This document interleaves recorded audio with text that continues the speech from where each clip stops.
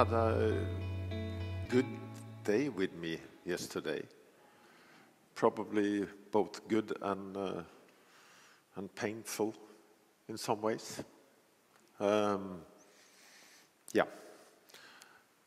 I was talking to you about how it looked in my shop, in my life after 15 years of violence. So I'll go back there and all the changes I told you about in the music, in the books, in friendship, in everything, actually also can be seen as symptoms. It is symptoms. It's symptoms of an overload of some kind of traumatic stress or being exposed every day to traumas and traumatic lives and stories. And then we will develop some kind of resistance to all complicated stimulus. It is problems of concentration. Why can't I read books anymore? Because it demands a fresh brain. It demands concentration. I can't do that anymore. Why can't I listen to a bit more serious music? Because it demands also some kind of concentration or attention. It demands something from my brain. And automatically, because our organism is self-repairing always, I start to be drawn against the things that are easy, simple, sweet, and that takes me down. That's what's happened. And of course, it's avoidance, symptoms of avoidance. Why don't I look at the news anymore? And I haven't decided that. It just happens in my life. Of course, because the news is full of conflict, violence, problems, human pain, as my work. So my organism protects me and repairs for me by avoiding. And of course, it's a social and emotional overload and a need for self-protection. That's what's happened because my organism takes care of me. It's self-repairing. But still, my life will change. The most common health understanding of our work risk is PTSD. In many ways, we are in the risk of developing some kind of post-traumatic stress disorders or reaction. And there are several concepts. I won't say a lot about them. You can seek if you want to know more. It's secondary traumatization. This is because we are in the second position and we are, so to say, will develop the same system as the primary person we meet. This was first developed for the families of people experiencing extreme trauma. We saw that the families tended, for example, the parents tended to get the same post-traumatic symptoms. We have seen this very clearly in Norway due to the terrorist Anders Behring Breivik, who shot 69 people, and the parents of those youngsters who either survived or died develop exactly the same symptoms as their children. And we, in our work, I in my work, is sort of also a parent, as are you, because we care, we develop relations, the people we meet will develop a meaning to us, the relationship, so that's why we are at risk. And if you saw my honest answer yesterday, with flashbacks, nightmares, etc., absolutely, that was very clear signs of secondary traumatization. Secondary traumatization is a diagnosis within the diagnostic system DSM-5. This is not the diagnostic system we use in Norway because we use ICD-10 or 11, but still. There's also another concept, a little bit more interesting, called vicarious traumatization, which is much the same as the psychodynamic version of secondary traumatization, saying that the traumas and the violence, etc., in our client's life will connect with something within ourselves, our own experience, our own values. So it will become personal, and we will tend to be vicars for the suffering in our clients' lives. Quite an interesting concept. And the third concept is called compassion fatigue, considered to be probably the main health risk for me and for you. Compassion fatigue is the gradual weakening of the helper in ourselves. It's the gradual weakening of our empathy, our love, our hope, our enthusiasm. It's the gradual weakening of the helper in ourselves, combined with a gradual fatigue, both in professional and private lives. And when compassion fatigue gets more severe, it will develop into hostility, disgust, and so to say, starting to see the people we are going to help as bad people or evil people, or people that don't deserve help. So helpers might develop into really, really bad people, so to say, because of compassion fatigue. And then there's burnout. Burnout is something we will not achieve from the things we do. Burnout we will have for the things we're not able to do, when we are not allowed to help, when the frames don't give you a chance or the time to help. Not being able to help is what creates burnout, not meeting all the violence, but that's another thing. Compassion fatigue is seen by a person called Figley as a combination of secondary traumatization, meeting all the traumatic stuff, with burnout. And compassion is our super force. Compassion is what actually helps. Compassion is the things everybody needs.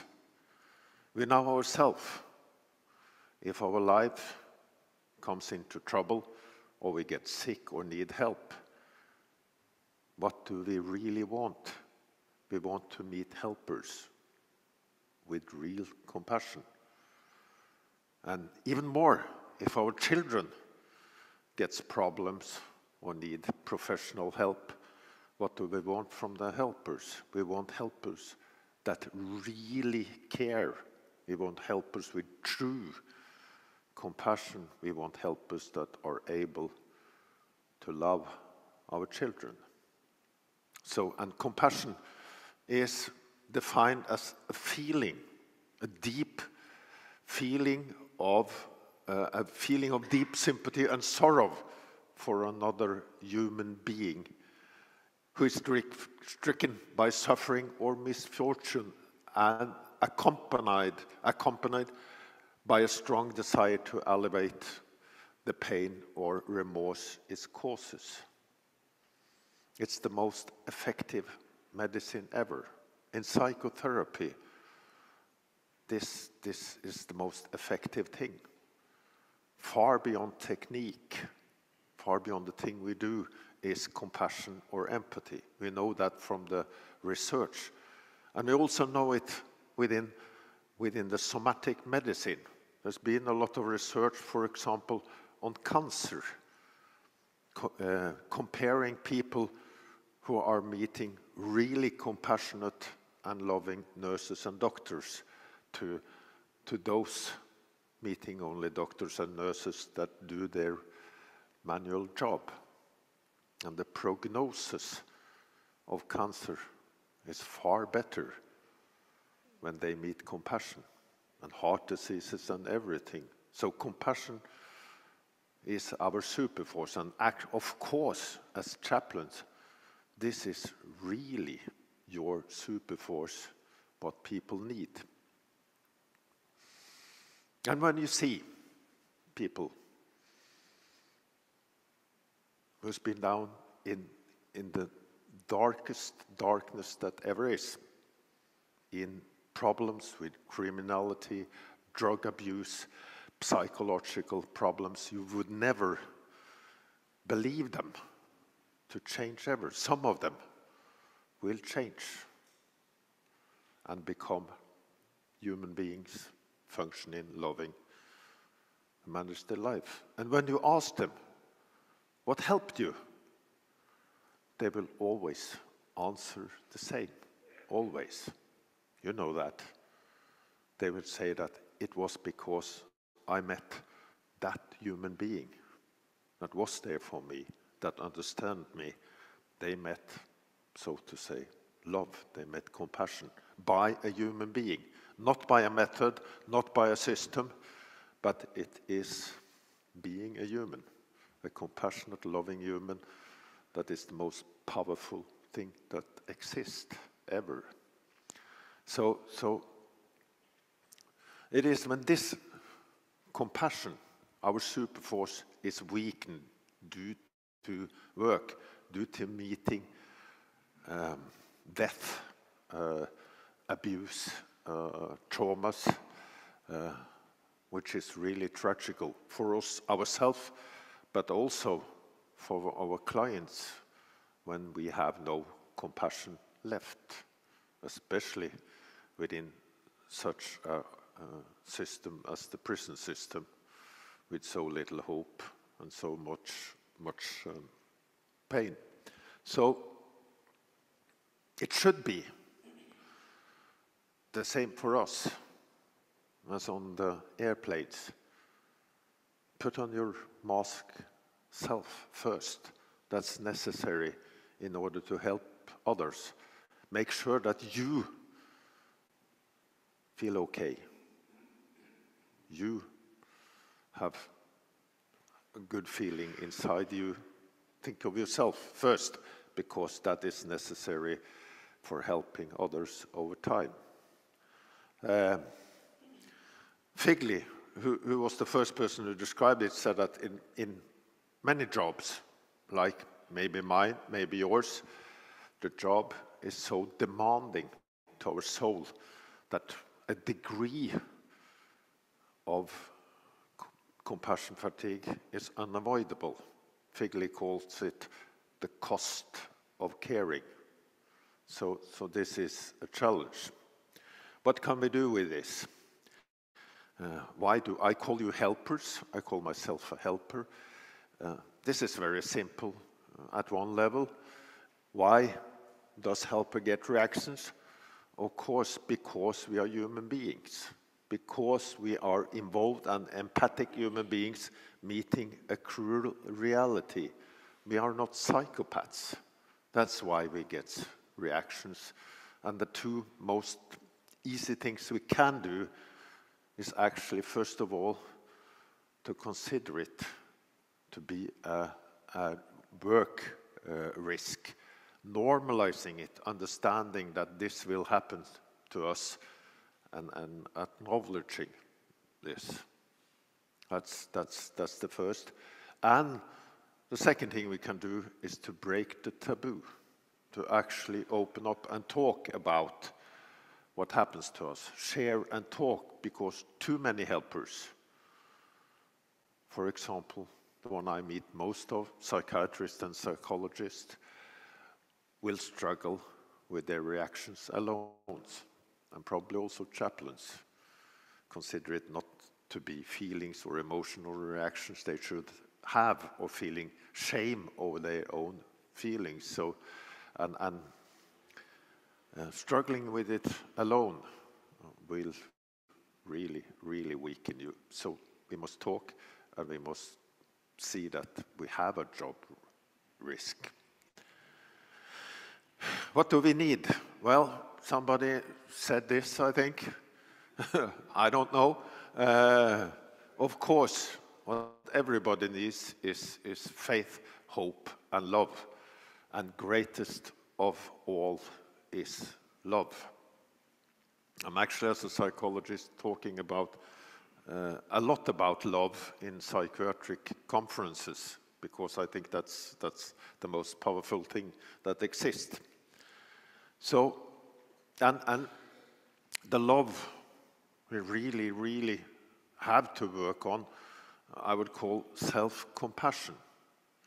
You have the tools as chaplain. You know what people need, but how good are you at giving you the same to yourself? How good are you at being your own chaplain?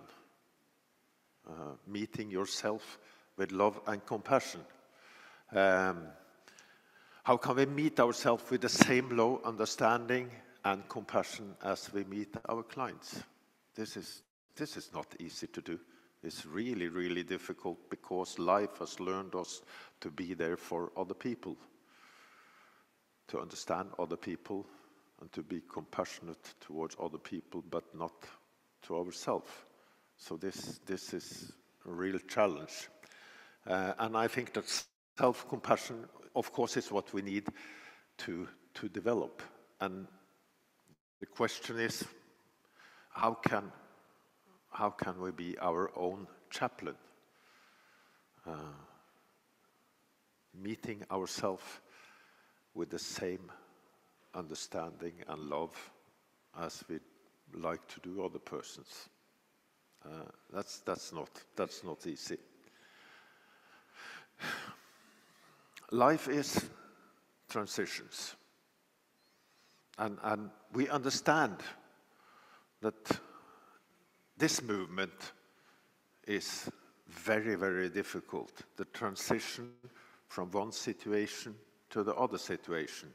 We can understand very, very good that the soldiers being at the front here in Vietnam or in Ukraine will have great challenges and difficulties to move onto their usual peaceful life. We know that the soldiers in Vietnam had enormous problems when they came back to America, because they reacted in America, and they reacted when it was safe, as if they were in the jungle. So they couldn't manage the transition. And this is, of course, called PTSD. This transition we have to do every day, and that's difficult. So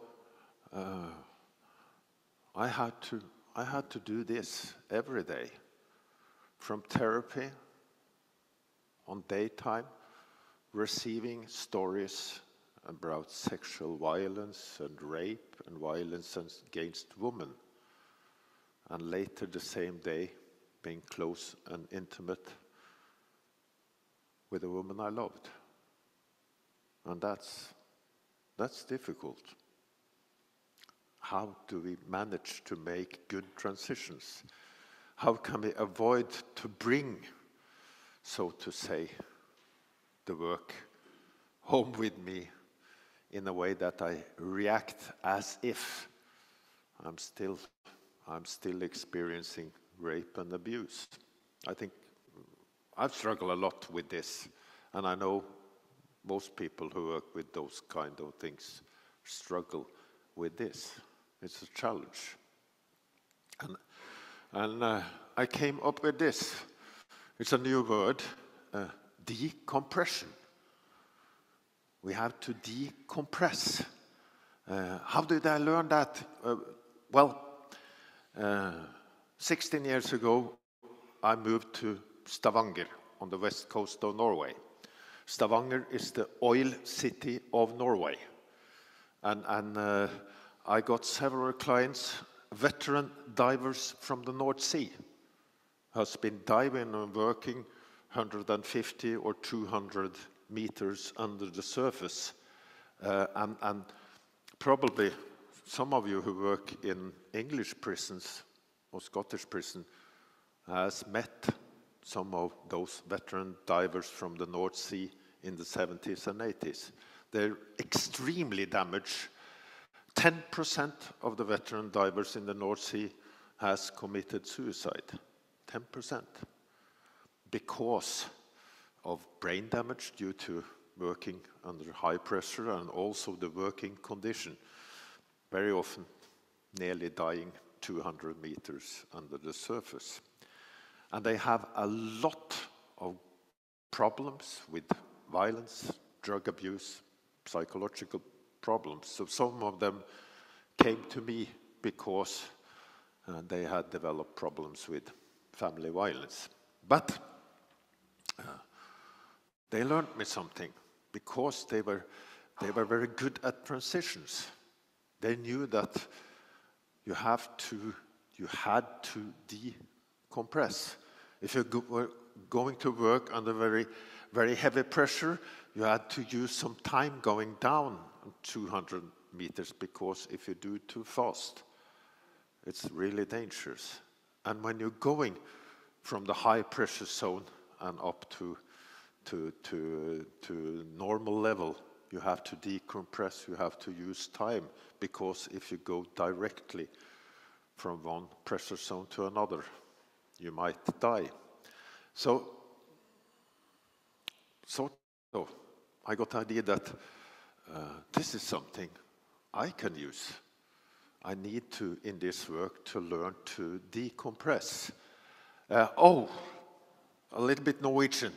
Sorry, I forgot to translate it. But I think that we have job where we always are under extreme human pressure, high pressure, meeting traumas and prisoners. I see this as a high human and emotional pressure. And what happens in our work is that we get a tension in our body, adrenaline and cortisol exerted. It happens a lot with hormones in our body in order to meet the violence, meet the traumas, meet the poverty, meet the death. Our attention in the work is really focused on problems, conflicts, danger, and staying calm in this work, in the prison, in meeting really, really, really traumatic histories. We actually use a lot of energy to be there as a calm, understanding, warm chaplain or psychologist. There's a high use of energy. So what do we do to level out the internal pressure? I don't know. One example, when I had small children, I took the car home from work, and you have to be very attentive in the traffic. There's a lot of cars. Came to the kindergarten, fetched my children, went to the shop, and then home. And very often I saw that coming home, I sort of was given very problematic children and wives. I couldn't understand. Why should they be so problematic when we came home? But after a while,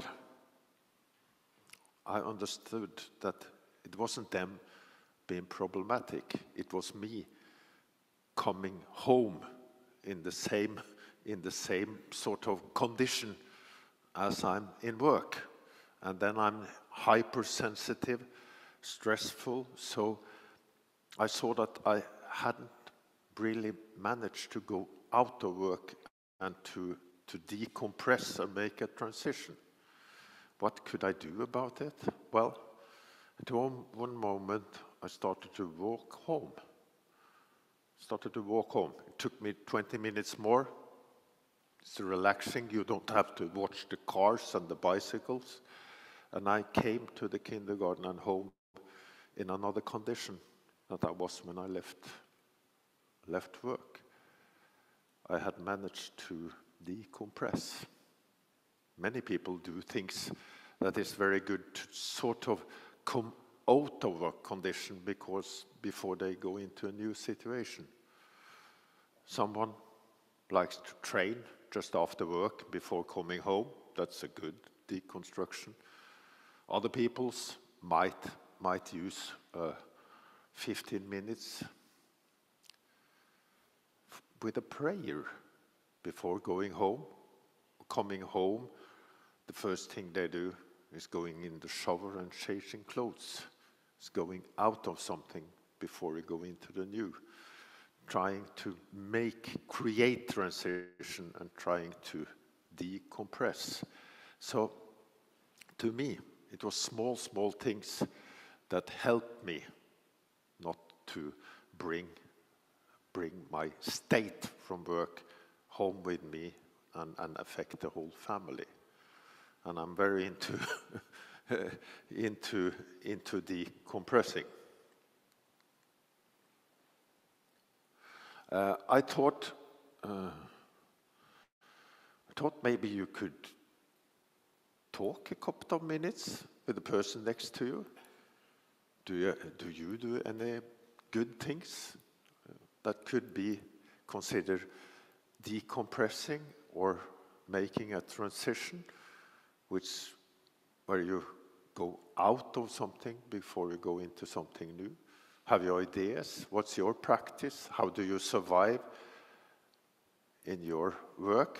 Could you just share some ideas on what you do with each other for 2 minutes? Okay, good.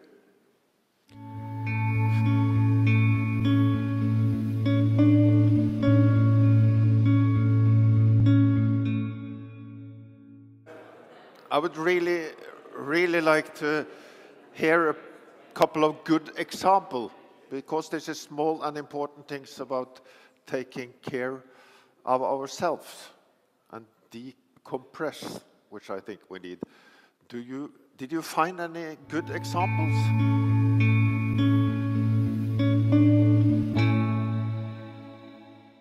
It's better to kill a plant than a person. It's better to kill a plant than a person. That's actually true. So,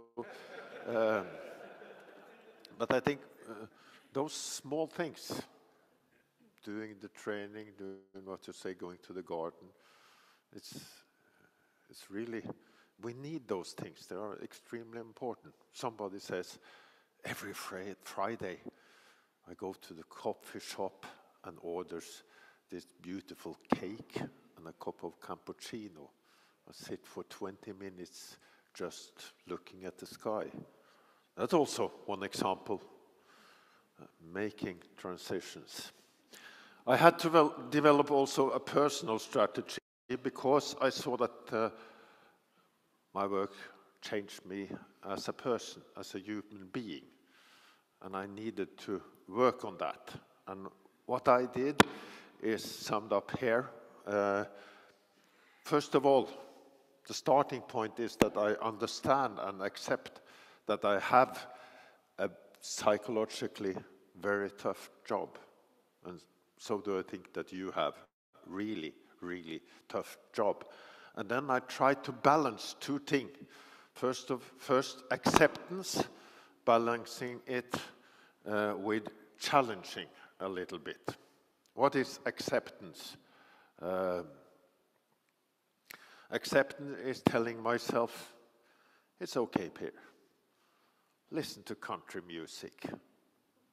Just enjoy it. It's okay. You're allowed to do that.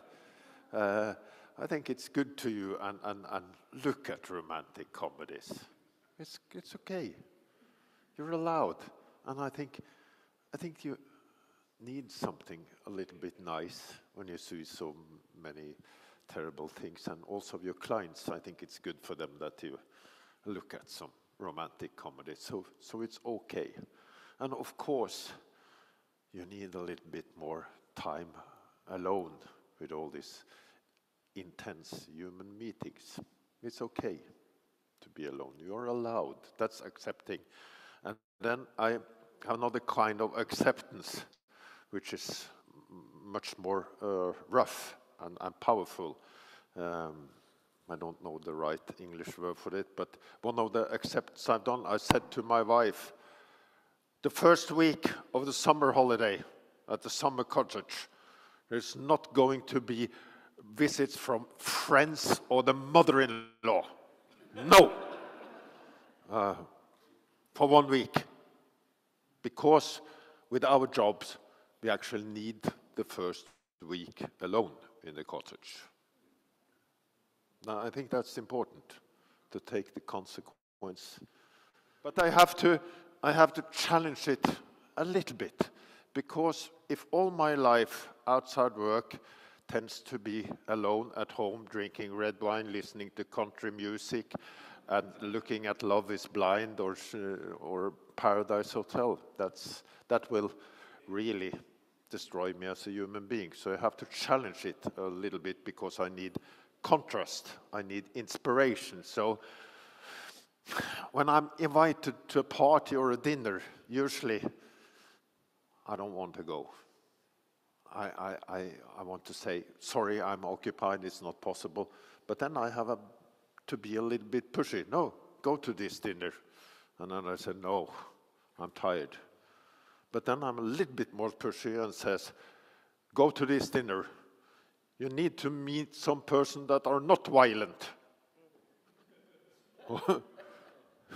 You need to meet something other than prisoners. Huh? And then it's dance and good food and, come on. Okay. And it's true. I need to meet some persons who are not violent, really. And maybe listen to a jazz record once a month and at least see one Ukraine, Kurdish, French movie every year.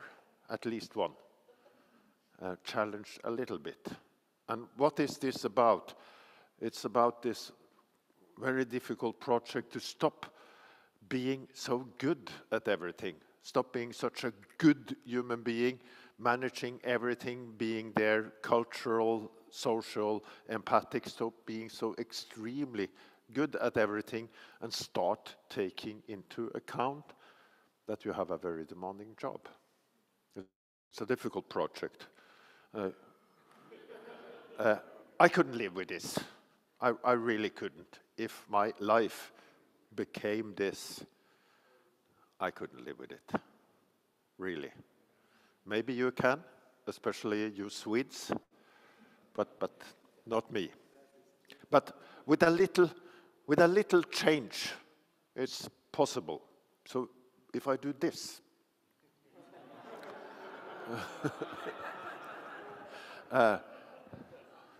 let me see, what's with this picture? First of all, here I'm centered in my own life. I also attend what I feel and what I need. And that's really, really, really important. There's humor in this picture. You need to laugh, because laughter strengthens the immune system, reduce stress, put something in another perspective. And you know, at your work, when the laughter disappears, then it's really dangerous. Then it's really dangerous. It's new inspiration here. I'll say anything. New inspiration, which means that sometimes I need an exciting conference or things like that. I need inspiration to come out of work and get inspiration. there's a bunch of good guys. Yeah, I need some good guys outside work who loves me and I love. Or good women, it might be, but somebody outside work. And as you see on the car, there's a mark of a hand with an X, and on my jacket. Some parts of my life has to be without violence. Has to be without violence. What does that mean? I came into this work with a lot of idealism, political idealism. I wanted to change the world and felt a lot of responsibility, but I understand that all my life couldn't be violence. Have my job and then go to every meeting about violence, attending organizations and things like that, reading all the books, being there for people who are violent outside work, and maybe also being a foster father for children exposed to violence. I can't do that. All my life cannot be violence. And all your life cannot be being a chaplain. Then you will disappear, I think.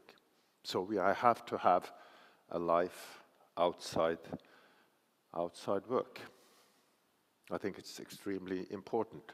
And some of you are such good persons, fantastic persons, that you might want to use all your life on being this chaplain.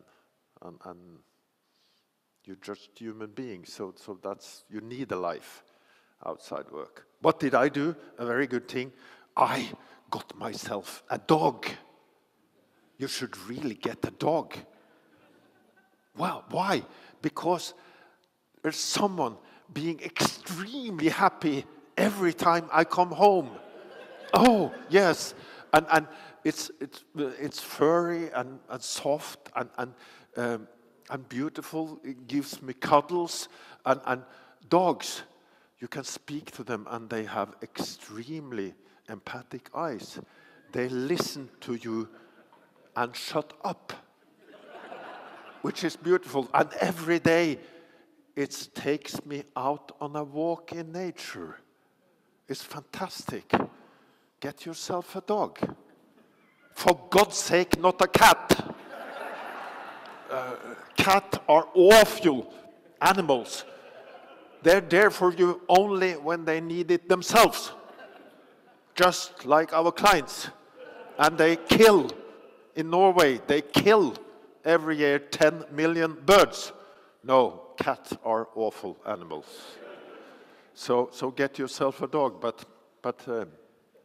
and I strongly believe that I need a part of my life where I'm not psychologist, psychotherapist Per. I'm just Per.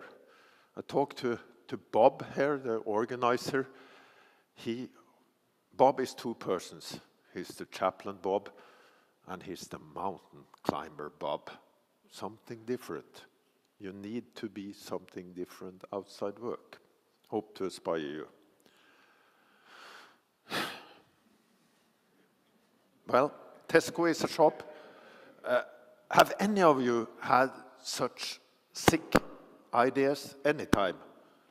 Yeah, two of you. And so did I. My shop had the name ICA in Norway. I was dreaming of working on a shop like Tesco. And this was in the darkest hours of my career, when I thought that my job was really, really painful to me. And I confronted myself with this stupid question. How do you manage? Why do you work with these terrible things? Confronting myself, accusing myself. Why do you do it? Because this is a choice we take to do this work. And why do you do it? And I thought, why don't I work in something like Tesco and have this fantastic, beautiful, romantic ideas. Think about it, Per. Coming to work every day, creating pyramids of oranges. Wow.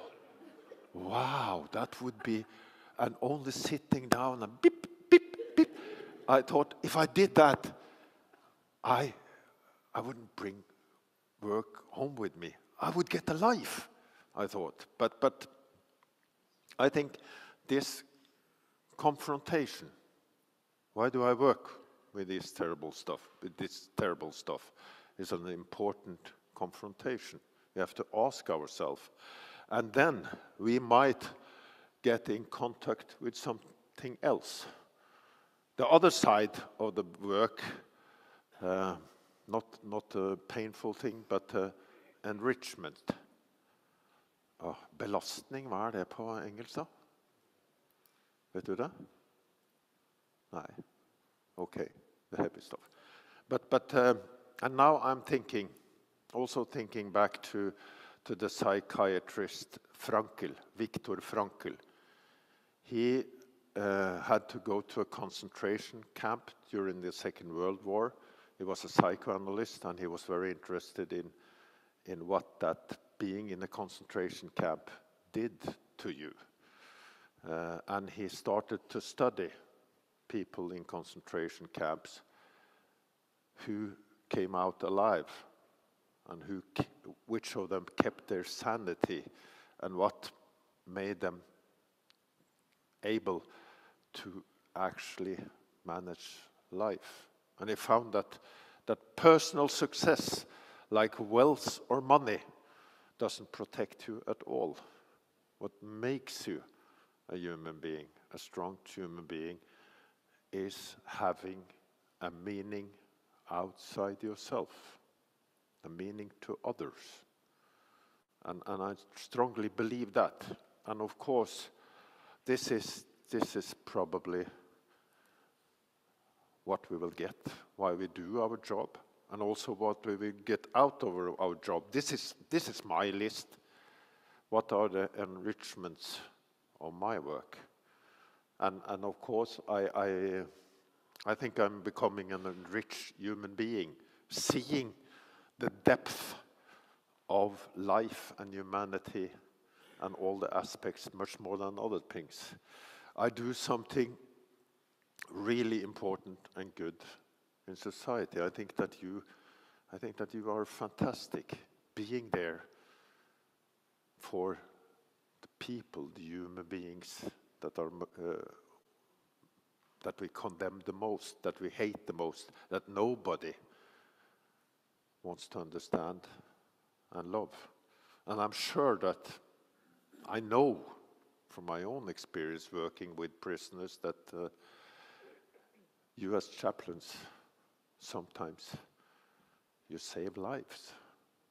You save lives and give people without a future, actually a future or a hope for a future. I think that's enormous. That's enormous. In what kind of work can you experience that? I help people in pain and misery. I think that's great. I become to some a very important person. I get to be a meaning in the life of other human beings. That's really big, I think. And sometimes, and you know as chaplain, and I know as psychologist, even if I work with violence and rape and death, that sometimes we have magic moments, really beautiful moments connecting to humanity. And we can experience beautiful moments you could never experience on Tesco, in contact with another human being, or in some kind of movement. And very often we experience that alone. That's sad. but still. I learned mastery and control of very difficult situation. Surely you do. It's intellectually and emotionally challenging. I'm very happy that I'm never finished. Will never finish still learning and developing. That's fantastic, and probably neither do you. I will experience change. I stop violence. Some of the people you meet will change. And some of the people, I become a better human being. I don't know if you have thought about that, but I'm sure that I have become a better human being because I've seen so many times how men destroys love and hurt children and families. And I'm sure that all my experience have made me into a better man and a better father. I'm sure of that. I'm sure of that. And sometimes I will appreciate my own life even more. Again, I know so much about how children in Norway, how their life might be. I know so much about reality, and so do you, about violence, trauma, poverty, injustice, sickness, mental health. And some days, when I'm come home to my own children who are safe, I think that the feeling of that becomes, and life becomes even stronger to me. And this is what I think about our work. It is pain and pressure, I don't find the right word, and it is enrichment. And I think if we try to deny the pain, the thing pushing us down, if we try to deny or not talk about it or not feel it, and close the door towards our own pain, we will also close the door to the enrichment of work. And then we close the door to life. I strongly believe that. And life is both parts. And of course, if the pain goes on too long, there's too much to work, the frame for doing our work is bad for too long, the enrichments will also disappear. So this was what I wanted to say for these 2 days. I hope I have inspired you and that you take some of it back to your organization, to your countries, to your own lives. So thank you.